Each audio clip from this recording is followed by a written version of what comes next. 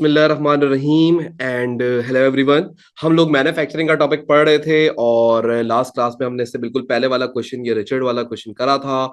और अब हम लोग क्या करने वाले हैं, नेक्स्ट क्वेश्चन करने वाले हैं विच इज क्वेश्चन नंबर 10। इसको देखते हैं। दिस इज नवंबर 2017, तो ये वाला भी हम क्वेश्चन अटेम्प्ट करेंगे। ठीक है, सो हम लोग लिख लेते हैं नवंबर 2017 P31। तो यहाँ लिखते हैं नवंबर 2017 P31 एंड पास पेपर में ये है क्वेश्चन नंबर 1। ठीक है जी। अच्छा जी, सवाल पढ़ते हैं और फिर आगे बात करते हैं। बोलता है भाई सवाल के अंदर सबसे पहले कि भाई एक कोई टेड भाई है, Ted is the owner of manufacturing business. The following information is available for the year ended 31 दिसंबर 2016। आपको कुछ इन्फॉर्मेशन दे रहा है। अब इसकी इन्फॉर्मेशन को देखते हैं। सबसे पहले इसने दे दिया भाई फैक्ट्री मशीनरी एट कॉस्ट। हमने बोला ठीक है। उसने आगे बोला ऑफिस इक्विपमेंट एट कॉस्ट। हमने बोला ठीक है। फिर उसने बोला फैक्ट्री की मशीनरी की प्रोविजन फॉर डेप्रिसिएशन। फिर उसने बोला कि ऑफिस के इक्विपमेंट की डेप्रिसिएशन। तो ये हमें बात समझ आनी चाहिए कि यार ये फैक्ट्री मशीनरी है तो इसकी डेप्रिसिएशन अगर निकलेगी तो वो मैन्युफैक्चरिंग अकाउंट में जाएगी, और ये ऑफिस इक्विपमेंट है तो इसकी डेप्रिसिएशन निकलेगी अगर तो वो क्योंकि ये एसेट ऑफिस यूज में था तो इनकम स्टेटमेंट में इसका एक्सपेंस रिकॉर्ड किया जाएगा। अच्छा, उसके बाद फिर आप आगे आगे देखो तो आपको इन्वेंट्री दी हुई है रॉ मटेरियल की जो कि मैन्युफैक्चरिंग अकाउंट में जाएगी, वर्क इन प्रोग्रेस जो कि मैन्युफैक्चरिंग अकाउंट में जाएगी, और आपको दी हुई है फिनिश गुड्स। लेकिन याद रखिएगा फिनिश गुड्स जाएगी तो इनकम स्टेटमेंट में, लेकिन हमें ये बात बड़ी क्लियर होनी चाहिए कि इनकम स्टेटमेंट के अंदर जब हम फिनिश गुड्स की इन्वेंट्री रिकॉर्ड करेंगे तो वो एट ट्रांसफर प्राइस करेंगे। और ट्रांसफर प्राइस का मतलब क्या है कि कॉस्ट और प्रॉफिट दोनों शामिल होना चाहिए, लेकिन ये जो आपको वैल्यू दी हुई है ये सिर्फ एट कॉस्ट दी हुई है, तो हमें ट्रांसफर प्राइस कैलकुलेट करनी पड़ेगी या ढूंढनी पड़ेगी किस तरीके से हो सकता है। तो ये कॉन्सेप्ट कभी मत भूलिएगा कि इनकम स्टेटमेंट जब भी बनाई जाती है तो उसके अंदर जो हम ये इन्वेंट्रीज रिकॉर्ड करते हैं, जैसे कि इधर भी हम लोगों ने इन्वेंट्री रिकॉर्ड की होगी, तो वो किस पे रिकॉर्ड की होगी, ट्रांसफर वैल्यू पे रिकॉर्ड की होगी। तो ये मैं बड़ी क्लैरिटी रखता हूं क्योंकि यही एक मेन कॉन्सेप्ट है जो बच्चा अक्सर पेपर के टाइम पे भूल जाता है। तो हमेशा याद रखिएगा इन्वेंट्री ट्रांसफर वैल्यू पे रिकॉर्ड होगी। आगे आ जाए, रेवेन्यू है जो कि सेल्स है, इनकम स्टेटमेंट में जाएगी। परचेज ऑफ रॉ मटेरियल है जो कि मैन्युफैक्चरिंग अकाउंट में जाएगा। फैक्ट्री की डायरेक्ट वेजेस है जो कि मैन्युफैक्चरिंग में जाएंगी, इनडायरेक्ट वेजेस भी मैन्युफैक्चरिंग में जाएंगी। ऑफिस की तनख्वाहें कुछ जो कि इनकम स्टेटमेंट में जाएंगी। कैरेज इनवर्ड्स हमेशा रॉ मटेरियल पे लगता है मैन्युफैक्चरिंग बिजनेस के अंदर, तो ये मैन्युफैक्चरिंग अकाउंट में जाएगा। कैरेज आउटवर्ड्स मतलब सेल्स करते हुए गुड्स को डिलीवर करने का खर्चा, तो ये इनकम स्टेटमेंट में जाएगा। डायरेक्ट एक्सपेंसेस तो इसने खुद बता दिया, तो डायरेक्ट एक्सपेंसेस हैं ये आपकी मैन्युफैक्चरिंग अकाउंट में। फैक्ट्री के ओवरहेड्स ये भी मैन्युफैक्चरिंग अकाउंट के अंदर। उसके बाद आपके पास जनरल ऑफिस एक्सपेंसेस है जो कि इनकम स्टेटमेंट में। इंश्योरेंस एंड रेट्स है। अच्छा, एक बात याद रखिएगा कि जनरल ऑफिस एक्सपेंसेस तो इसने खुद बता दिया ये ऑफिस के एक्सपेंसेस है, लेकिन जो आपका इंश्योरेंस एंड रेट्स है ना, ये एक कॉमन एक्सपेंस है, तो ये दोनों जगह पे जाएगा। इसकी एलोकेशन सवाल में नीचे जाके वो बता देगा कि ये किस तरीके से एलोकेट किए जाएंगे। रेंट भी एक कॉमन कॉस्ट है जो कि फैक्ट्री और ऑफिस दोनों के अंदर आती होगी, तो इसको भी एलोकेशन की जाएगी। और हीट एंड लाइट भी एक कॉमन एक्सपेंडिचर है, तो ये दोनों में जाएगा, लेकिन एलोकेशन के बाद जाएगा, भले वो उसकी परसेंटेज दे, फ्रैक्शन दे, या जो भी दे, आपने उसकी बेसिस के ऊपर इसको कैलकुलेट करना और फिर ट्रांसफर कर देना है। So this is the basic trial balance, और ये आपके पास इंफॉर्मेशन है कुछ जो एग्जामिनर ने आपको दी हुई। नाउ आगे बढ़े तो अगली बात वो आपको बोलता है कि भाई goods are transferred from factory at a markup of 20% increase in. अच्छा ओके, ये दो डिफरेंट बातें।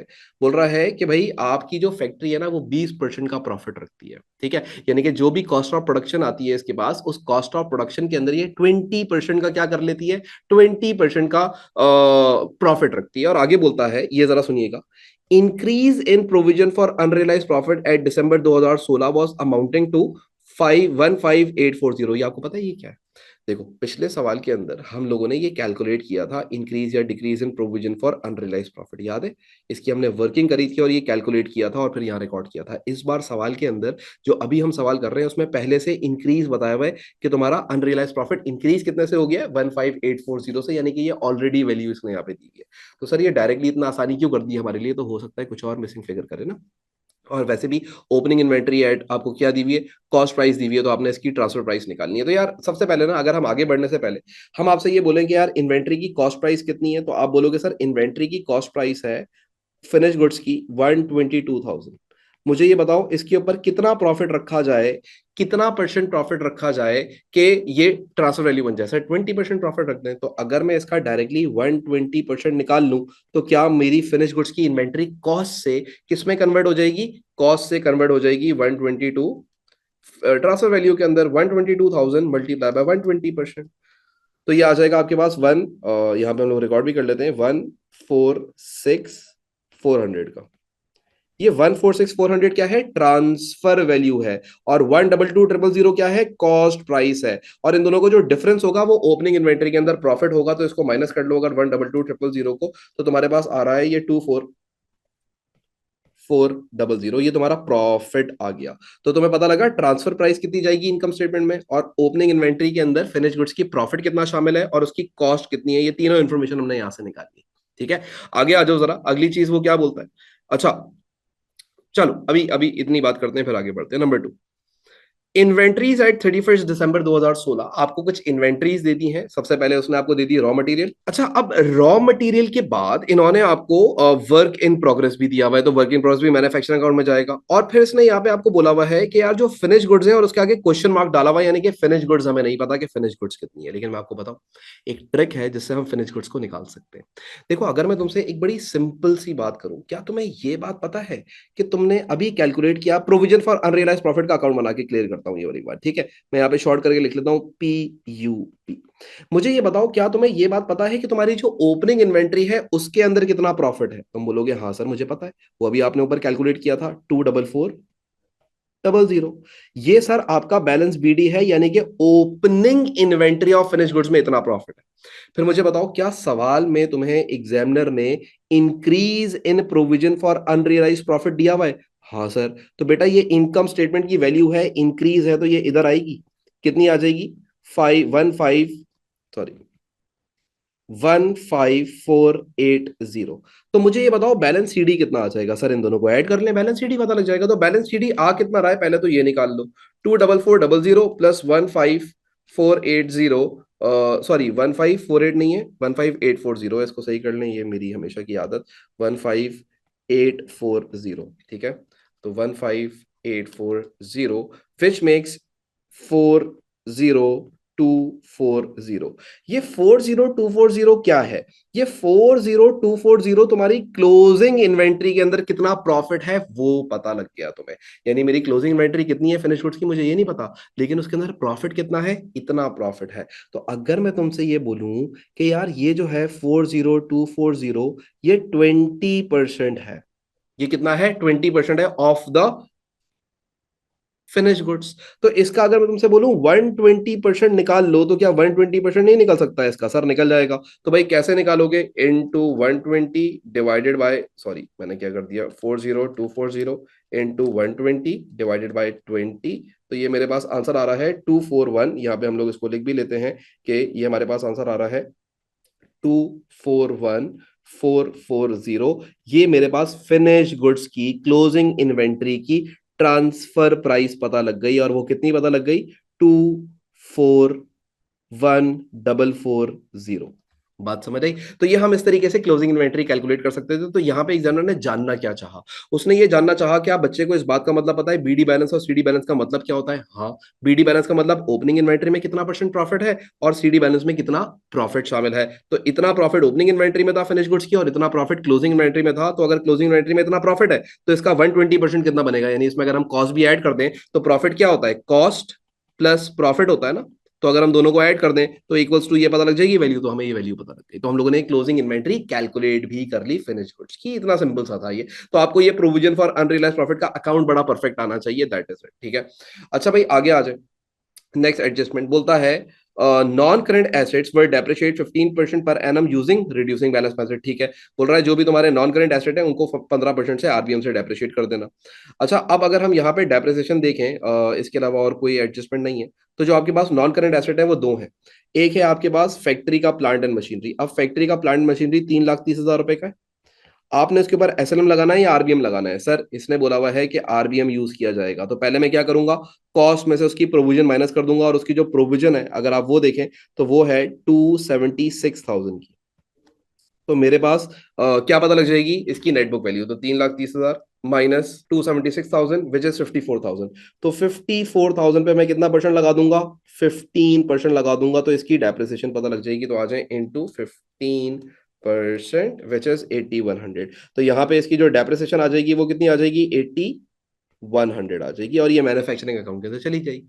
इसी तरीके से जो तुम्हारा ऑफिस इक्विपमेंट है, इसकी कॉस्ट है 142,000, और इसकी जो प्रोविजन फॉर डेप्रिसिएशन है, क्योंकि दोनों पे आरबीएम लग रहा है, वो है 67,000। ठीक है, वो है 67,000। तो इसमें से मैं पहले क्या करता हूं, माइनस कर देता हूं 67,000, तो मेरे पास नेट बुक वैल्यू आ जाएगी। तो 142 minus 67,000, which makes in total 75,000, and then I will charge the depreciation expense of 15% to it, which will be into 15%, which is 11,250। ये मेरे पास डेप्रिसिएशन आ जाएगी।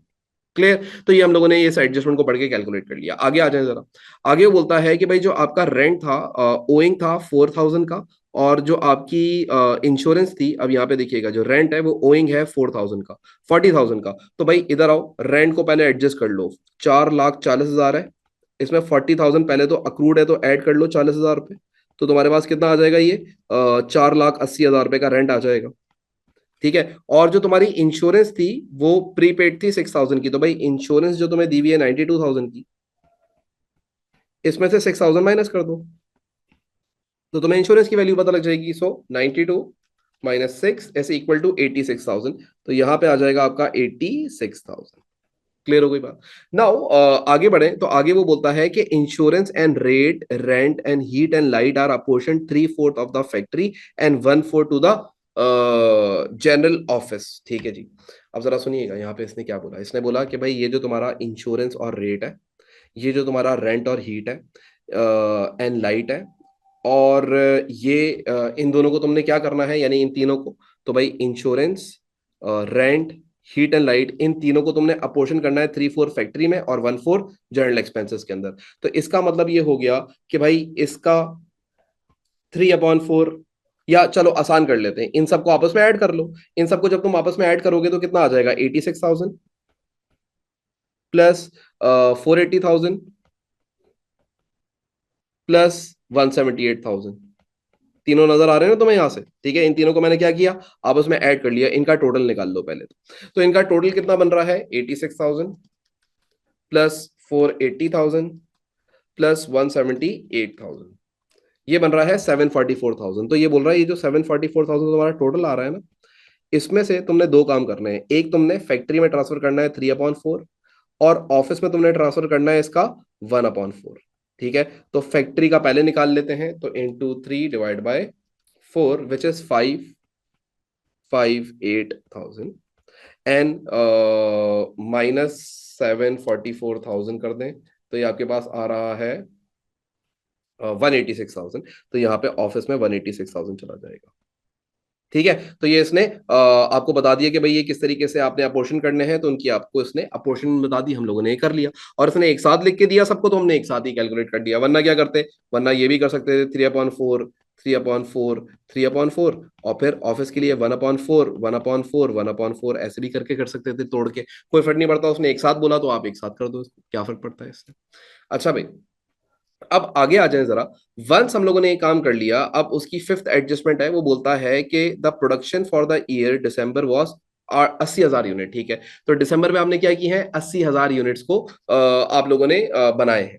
बोलता है explain why markup is added to the क्या कहते हैं, factory cost of production. Because जो तुम्हारी फैक्ट्री होती है वो एक प्रॉफिट सेंटर्ड डिपार्टमेंट है, तो उधर से भी अगर कोई प्रॉफिट अर्निंग हो रही है तो वो आपको वहां पे शो करना पड़ता है। आगे आ जाए जरा, बोलता है मैन्युफैक्चरिंग अकाउंट बना दो, और मैन्युफैक्चरिंग अकाउंट अब बना देते हैं। तो अब मेन काम पे आते हैं हम अलग से अपने। So here we go, let's start making the manufacturing account. चलें जी, यहां बनेगा मैन्युफैक्चरिंग।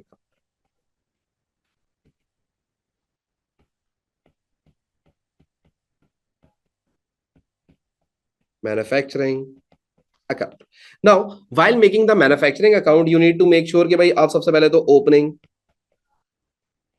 रॉ मटेरियल लिखेंगे, अब जो आपका ओपनिंग रॉ मटेरियल है वो आपके पास सवाल के अंदर ऑलरेडी गिवन है। अगर आप यहाँ पे आगे देखें तो आपको ओपनिंग रॉ मटेरियल नजर आ जाएगा विच इज 52,000, तो ये 52,000 का आप यहाँ पे रिकॉर्ड कर लेंगे।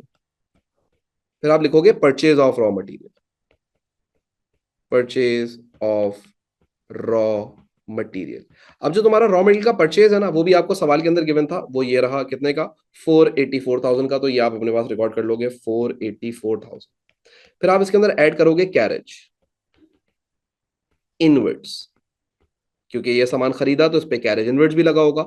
अब कैरेज इनवर्ड्स अगर आप देखें तो वो ये रहा 21,000 का, तो यहाँ पे हम लिख लेंगे 21,000, और इसमें से आप फिर लेस कर दोगे closing inventory, closing raw material. अब जो तुम्हारा क्लोजिंग रॉ मटेरियल है ना मेरा बेटा, अगर तुम उसको देखो तो वो तुम्हें यहाँ पे नजर आ जाएगा 67,000 का, तो यहाँ पे आप रिकॉर्ड कर लोगे 67,000। तो ये बड़ा बेसिक बेसिक सा चल रहा है, इसको आप माइनस कर देंगे तो आपके पास एक आंसर आ जाएगा, वो आंसर आएगा आपके पास 490,000, और इस 490,000 को हम बोलेंगे cost of raw material used या consumed in production. Done. Now once हम ये वाला काम कर जाएंगे तो अब हम देखेंगे डायरेक्ट एक्सपेंसेस और डायरेक्ट वेजेस हमारे पास क्या क्या है। तो हम लोग ऊपर टॉप टू बॉटम चलते हैं, तो यहाँ पे हमें कुछ फैक्ट्री की डायरेक्ट वेजेस गिवन है 26,000 की, तो यहाँ पे लिखते हैं फैक्ट्री डायरेक्ट वेजेस। कितना था, 626, ओके 626,000। फिर उसके बाद आप आगे देखो ना, तो यहाँ हमें एक और चीज गिवन है डायरेक्ट एक्सपेंसेस। डायरेक्ट एक्सपेंसेस 120,000 के, तो यहाँ पे रिकॉर्ड करेंगे डायरेक्ट एक्सपेंसेस 120,000 के। अब आपके पास ये तीनों चीजें आ गई, तो इन तीनों चीजों को जब आप आपस में ऐड कर दोगे तो ये आंसर बन जाएगा आपके पास 123,600, और इसी को हम नाम दे देते प्राइम कॉस्ट।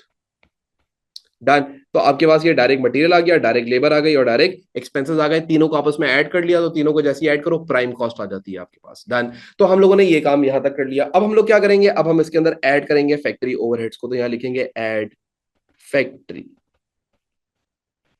ओवरहेड्स। अब जो तुम्हारे फैक्ट्री के ओवरहेड्स हैं वो तो बड़े बेसिक से थे। पहले आप आओ सवाल के अंदर, यहाँ पे आके देखना शुरू करो तो तुम्हें यहाँ पे कुछ नजर आएंगे। जैसे कि सबसे पहले आपको दिया हुआ है फैक्ट्री इनडायरेक्ट वेजेस, तो भाई फैक्ट्री की इनडायरेक्ट वेजेस को हम मेंशन कर लेते हैं यहाँ पे। तो फैक्ट्री इनडायरेक्ट वेजेस, ये फैक्ट्री के ओवरहेड आएगा। और वो फैक्ट्री इनडायरेक्ट वेजेस कितने की है, 132,000 की है, सो I mention 132,000।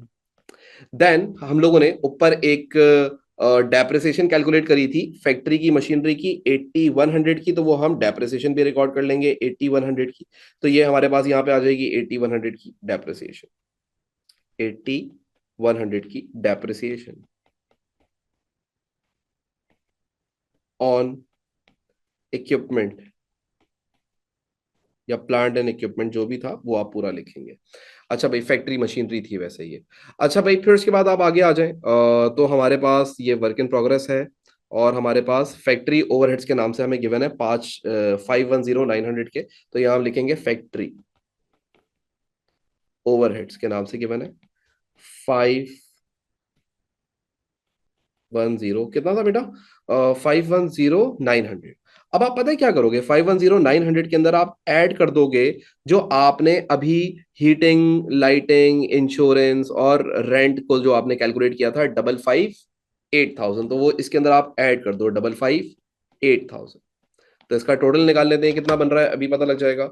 510,900 plus 558,000 which makes in total 106, तो यहाँ पे लिखते हैं 106,8900। एंड देन ये हमारे पास सारे एक्सपेंसेस आ गए, तो इन सबको आपस में ऐड कर लेते हैं, प्लस 8100 प्लस 132,000, तो ये हमारे पास आ रहा है 120। तो यहाँ पे हम रिकॉर्ड करते हैं 120,900।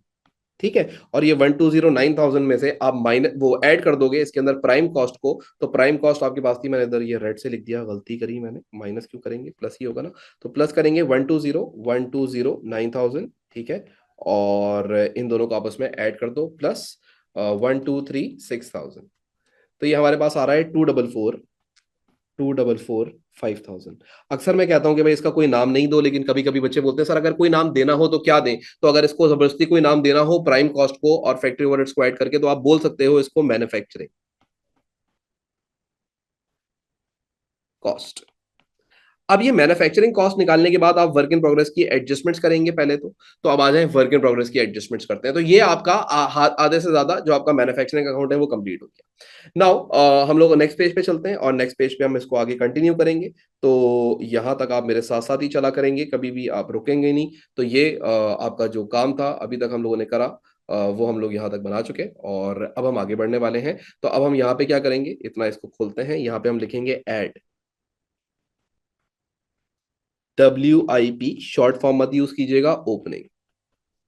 WIP ओपनिंग का मतलब क्या है, वर्क इन प्रोग्रेस का ओपनिंग। तो यहाँ पे आगे देखो वर्क इन प्रोग्रेस का ओपनिंग नजर आ रहा है 97,000 का, so I will mention 97,000 over here and then I will subtract, I will less work in progress closing. And ये तो हमें पूरी डिटेल पता है, ये वर्क इन प्रोग्रेस क्या होता है, क्यों होता है, कैसे होता है, ये हम पीछे देखते हुए आए। द क्लोजिंग इज 102,000, तो यहाँ पे हम लिखते हैं 102,000। ठीक है, अब इन दोनों को आपस में क्या करेंगे, माइनस कर देंगे। तो 97 और 102 ये आपके पास बन जाएगा 5,000 मेरे ख्याल से नेगेटिव। तो इसको माइनस कर देंगे 5,000 को, तो ये आपके पास बन जाएगा, इसको कैलकुलेट कर लेते हैं। 5,000 ही है ना आखिर में, तो 244,000 बन जाएगा ना, 244,000,000।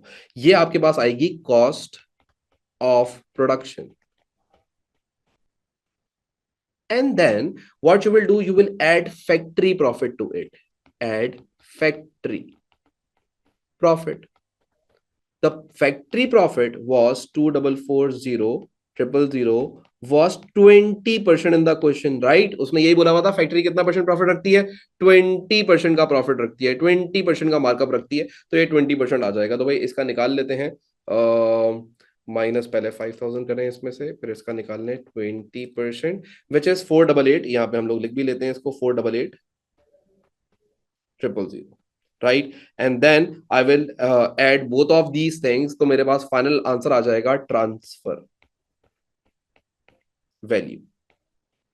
और जो आपकी ट्रांसफर वैल्यू है वो बन जाएगी आपकी +244,000,000 which is 2,928,000।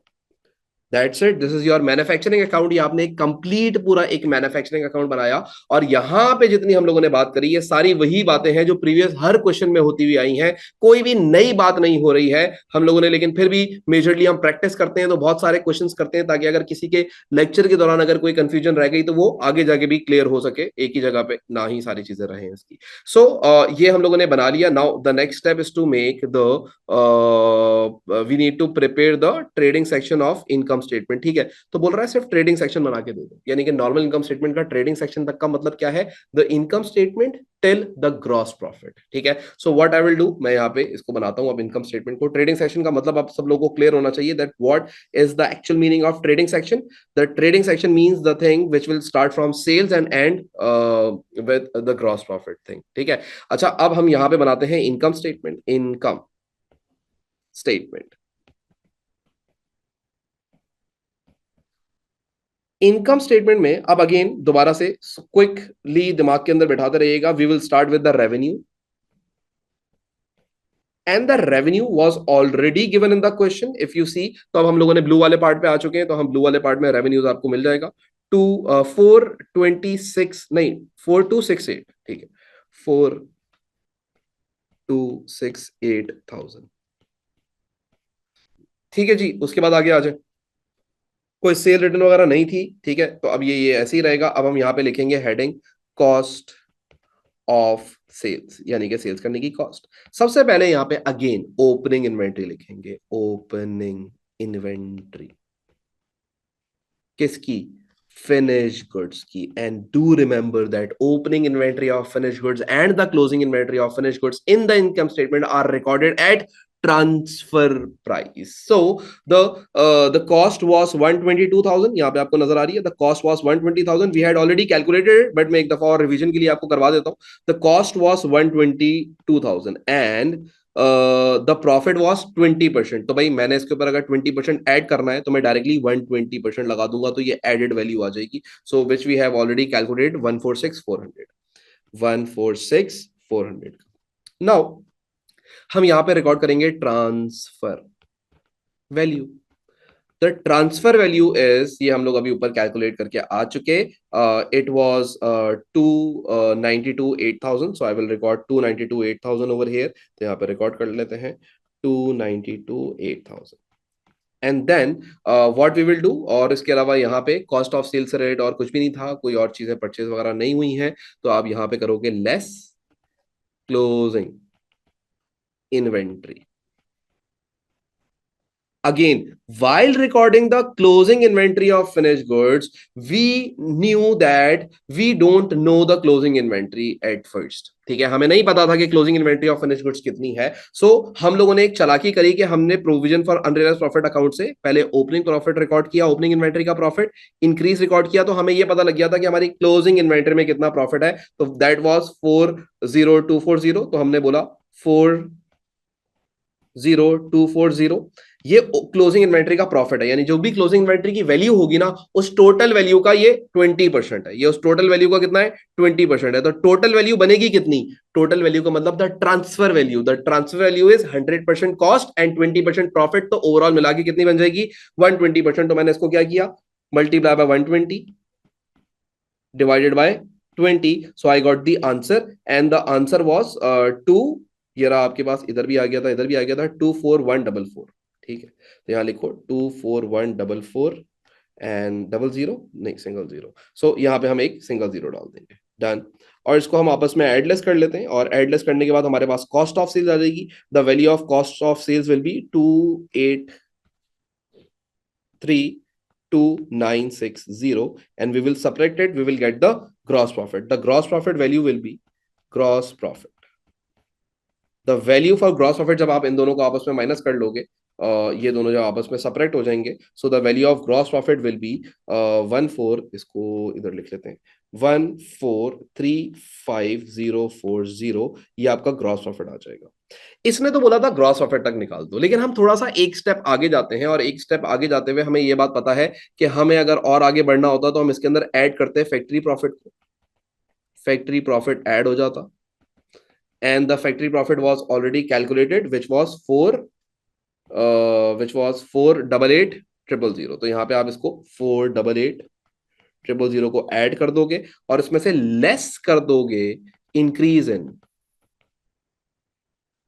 Provision for unrealised profit. The increase in provision for unrealized profit was already given in the question, 15840. So I will subtract 15840 from it. So इसका एक आंसर निकाल लेते हैं. ये बन रहा है आपके पास 1435040 plus 488,000 minus 15840, which is 190,7200. This will be called adjusted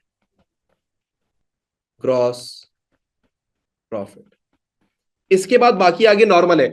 expenses को माइनस करोगे, जो नॉर्मल एक्सपेंसेस है, रेंट, हीटिंग, लाइटिंग, डेप्रिसिएशन, ये वो माइनस करोगे, नेट प्रॉफिट आ जाएगा. उसने खैर बोला था कि यहां तक निकाल के दे दो मुझे, लेकिन मैं आपको बता दिया कि अगला जो स्टेप होता है वही मेन स्टेप है, जो A2 मैन्युफैक्चरिंग के अंदर सबसे ज्यादा इंपॉर्टेंट है, कि ये फैक्ट्री प्रॉफिट एड बैक होता है, और इंक्रीज इन प्रोविजन को लेस, और डिक्रीज इन प्रोविजन को हम एड बैक कर देते हैं. तो ये आपका एडजस्टेड ग्रॉस प्रॉफिट आ जाता है. So here we go. ये हमारी एक पूरी कंप्लीट इनकम स्टेटमेंट हो गई. बिफोर दैट एग्जामिनर ने हमसे मैन्युफैक्चरिंग अकाउंट बनवाया, एंड डू रिमेंबर इसके अंदर उसने हमारे साथ गेम कहां खेली? उसने क्लोजिंग इन्वेंट्री नहीं दी, लेकिन उसने चालाकी से हमें क्लोजिंग इन्वेंट्री का प्रॉफिट बताया हुआ था सवाल में. तो हमने बोला अगर प्रॉफिट इतना है तो फिर इसकी 120% वैल्यू कितनी होगी? तो हमने इसको मल्टीप्लाई करके 20% से डिवाइड किया, हमारे पास आंसर आ गया. सिंपल मैथमेटिकल कैलकुलेशन थी.